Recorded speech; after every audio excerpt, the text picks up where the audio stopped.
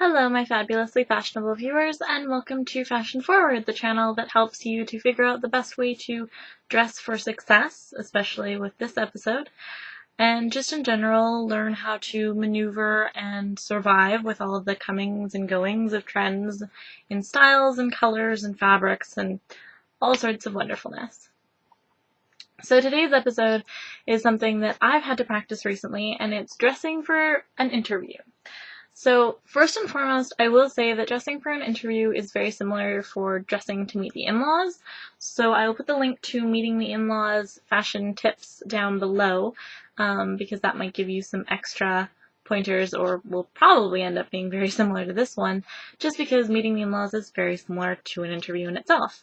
But since we're focusing primarily on jobs and getting a job, here are a couple of tips before I give you some actual examples. First of all, it's one thing if you're going to apply in person for a job to wear something that shows a little bit of cleavage, but do not overdo it and do not show cleavage during the interview. Not classy. If you are being interviewed by a guy, well, it might help you get the job or it might not. And if you're being interviewed by a woman, she might assume that you were dressing hoping you would be interviewed by a guy, and that would give you a heads up. And successful women generally resent girls that use their sexuality to try and get ahead in the job market. So, cleavage, bare minimum while applying in person, and not at all during the interview. The next point is keep in mind the colors that are being represented by the company.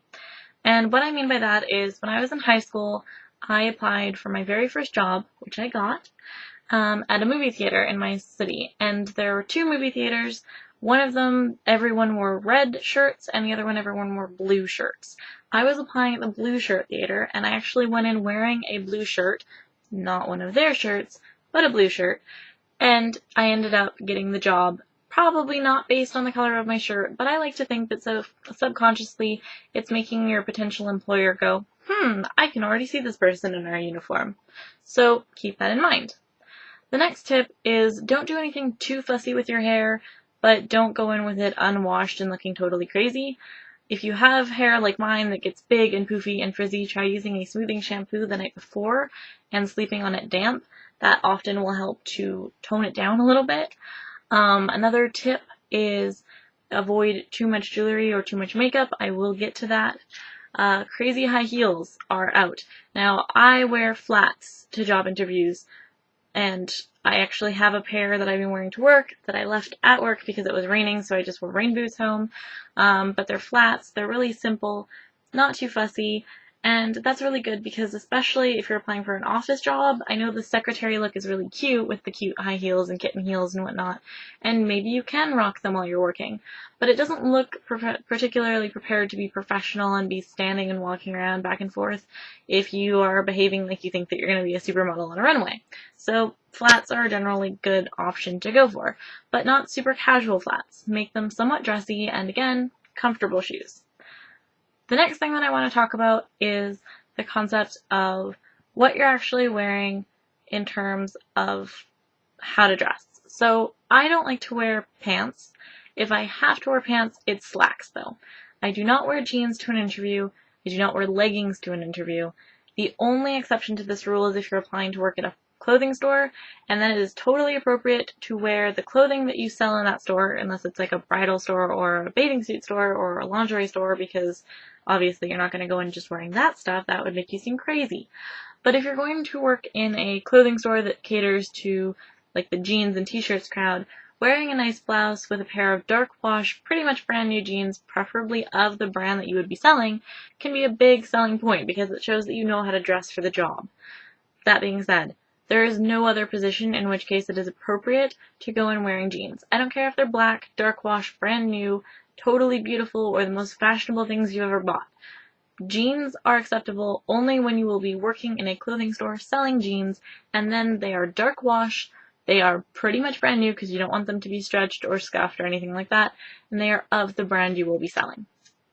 If you're going to be working in a clothing store or anywhere that has public access, you can definitely take maybe a day or two prior to your interview to scout out and actually see what the people that already work there are wearing and try and emulate that when you're dressing.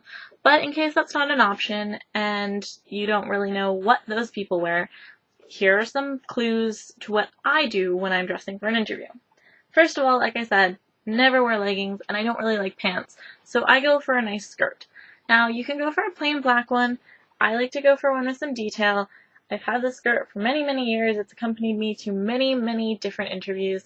I like it because I can wear a black shirt, a pink shirt, a green shirt, or like a cream colored shirt with it, and they all look good. This skirt hits my knees. Knee length or an inch above the knee is as short as I would suggest going for a skirt for a job interview. The most recent blouse to be paired with this is this one. It's really, really comfortable, it's lightweight, and it's actually cut very cute, but relatively modest. As you can see, the neckline is a bit higher, and it's not the exact same color as the flower, but it goes enough that it actually has quite a nice look to it when you pair the two together. The great thing about this is that it's a 3/4 length sleeve, which means that if it's hot, then I'm not overheating, but if it's cold, it's still giving me a little bit of warmth. I choose not to wear blazers to most interviews just because that's sort of an executive outfit piece, and if I'm not applying for an executive type position, I don't really see the point in putting on a blazer. I feel like that might be trying to overreach what I'm actually accomplishing here. In regards to the outfits that you wear, I suggest having 3 separate interview outfits, and this is for a couple of reasons. First of all, that way you're not wearing the same outfit every day when you're going to an interview. You can mix it up a little bit, and if you end up going in for 3 interviews, which has happened to me before, you're not going in wearing the same outfit every day. You have something different to wear. You can also go for a nice, tasteful dress. Again, an inch above the knee is as short as I would suggest, and make sure it's not too low cut or sheer or anything like that. Now on to the accessories. If you have a particular ring or bracelet or family heirloom, a piece of jewelry that you wear all the time, that's fantastic and go ahead and wear it. But regardless of what the current fashion trends are, over the top with jewelry is not a good look unless you'll be selling accessories. And again, if you are selling accessories and you are dressing for that interview, wear accessories from that store or as similar as you can find. The most preferred thing I suggest as jewelry when you're going to an interview is pearls. Now, pearls don't have to be boring. I've had these pearls for a couple of years. They were a birthday present from my mom. They are entirely natural, real pearls, absolutely gorgeous, and they're just elegant. But if you want to be a bit more funky while maintaining the traditional beauty and class of the pearl, black pearls, which I got at the same time as these ones, are an equally awesome bet. They are a great investment. They're very classy, but they're very unique. There's a hint of color to them beyond just the black. They are gorgeous. I highly, highly recommend pearls. Now, on to the makeup. In regards to makeup, first of all, I go for a natural, conservative, and generally minimal look. I love NYC. New York Color is my favorite makeup brand. This is their concealer stick. As you can see, I've used it pretty much all up. I have to go get another one. But it's really good. It blends right into the skin, and NYC lasts a long time, but it's really inexpensive. Like, it's good quality, but it's quite inexpensive.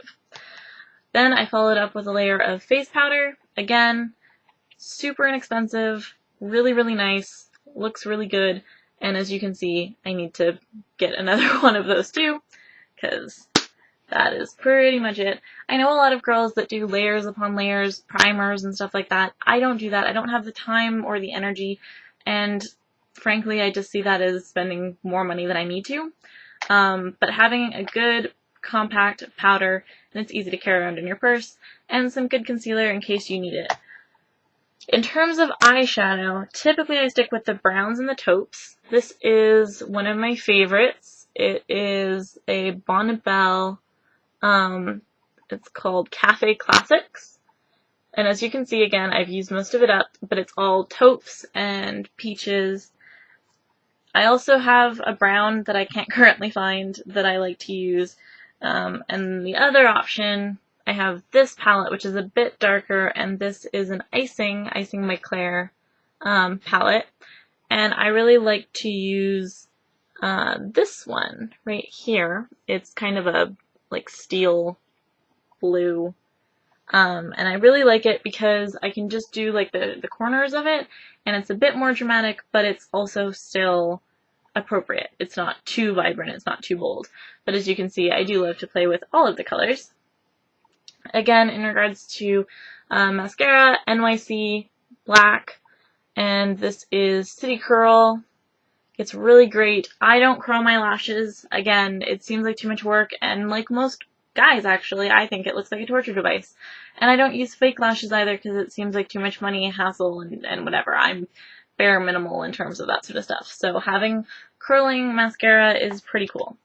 Now in regards to lips. My lips are one of my favorite features, and although I love to rock a really bold burgundy or a stunning red, I like to go for a little bit more low-key when it comes to lips for a job interview.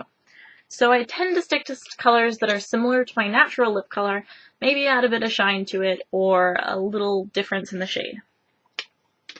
This one, again, NYC, is... What are you? I don't know what you're called. I don't know what its name is, but it is literally like the color of my lips naturally. And so that's a really great option because I feel like I have a little bit more even color to my lips. Sometimes, I don't know if anyone else gets this, I feel like my lips aren't quite even in terms of their tone. Another one, this one is Essence, I think, and it's called Fairy Tale. This is one of my all-time favorites. It's a couple of shades different than my natural lip color, which is nice because then I get the additional color without going too overboard. This is a really fantastic brand. Again, really inexpensive, but it's like really moisturizing and it'll stay on there all day. If I really do feel like I want to have a boost of color, like if I was going to work a retail job or something, then I might pick something like this one. It is a Moisture Extreme by Maybelline. It is Ruby Rose, and quite a bit darker than my natural lip color, but still subtle enough that it's not too intense. Another fantastic option is a good gloss. Again, this one very similar to my natural lip color. It is NYC, most of my makeup is, and this color is Midnight Rose. And it's one of my favorites. It's what I wore today. It's not what I'm wearing right now because I couldn't find it and ended up putting on a different color. Although something like this is also totally acceptable. It's a bit lighter. Again, NYC. And this one is a liquid lip shine in Brighton Peach. So, there you go. Dressing for the job interview. A bit more detailed than I usually go into. And I will put the links to the New York Color website down below in case you guys want to check it out, see if they've got any stores or suppliers near you, because again, really inexpensive but super wonderful colors. I love their nail polish. I might end up doing like whole segments on them, I don't know. But that's it for now. In the meantime, keep your best fashion forward, and don't forget to like and subscribe for more of my fashionable videos and all sorts of things. And if you guys have any topic suggestions, I would love to hear them. Okay, bye guys.